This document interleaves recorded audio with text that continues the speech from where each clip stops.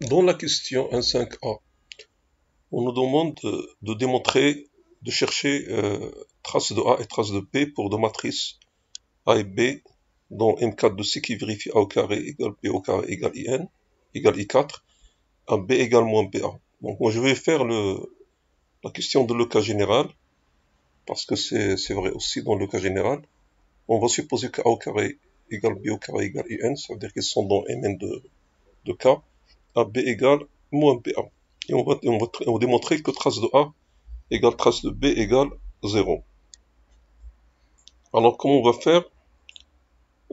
Trace de A, c'est trace de A fois IN, et on exploite le fait que IN égale B au carré, ça vaut donc trace de A fois B au carré. Donc le but ici étant de faire un couplage entre A et B pour exploiter cette relation. Donc la relation qui est AB égale moins BA. Bien, alors une fois ici, on remarque que c'est trace de AB fois AB, et on utilise la propriété de la trace, donc on permit, ça donne trace de B fois AB. L'associativité, donc c'est BA fois B, puis on exploite que BA égale moins BA. Donc on remplace ici BA égale moins AB. Bon, c'est la même chose, AB égale moins BA veut dire BA égale moins AB.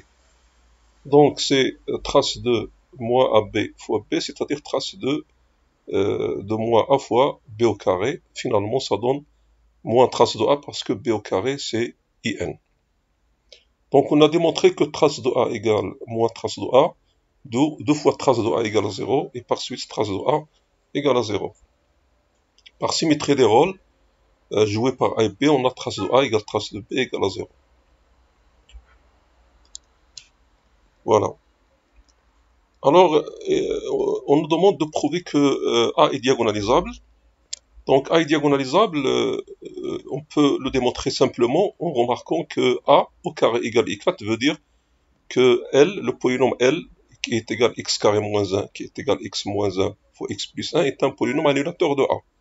Parce que A au carré égale à I4 veut dire A au carré moins I4 égale 0, c'est-à-dire L de A égale à 0. Donc c'est un polynôme annulateur de A. Donc ici, c'est-à-dire L de A égale la matrice nulle.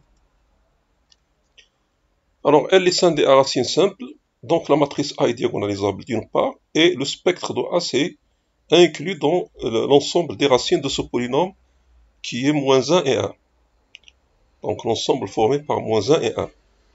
Alors normalement quand on arrive ici, il y a plusieurs cas qui peuvent s'imposer, soit le spectre égale singleton moins 1, soit le singleton 1, soit moins 1, 1. Mais nous allons exploiter le fait que trace de A égale à 0, et le fait que A est diagonalisable. Donc il est trigonalisable, et par suite on peut appliquer la règle que la somme des valeurs propres comptées avec leur multiplicité égale la trace. Donc ici, si on note M et M', les multiplicités, les ordres de multiplicité des valeurs propres moins 1 et 1, on va avoir M' fois moins 1 qui est moins M', plus M fois 1, donc ça c'est la somme des valeurs propres, c'est la trace, donc c'est 0.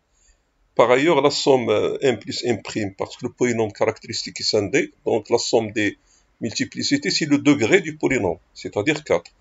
Donc on a M plus M' égale à 4 et M moins M' égale 0, d'où M égale M' égale à 2.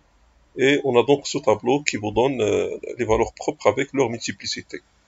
Comme A est diagonalisable, donc il sera semblable à une matrice diagonale qui a donc les valeurs propres avec leur multiplicité sur la diagonale.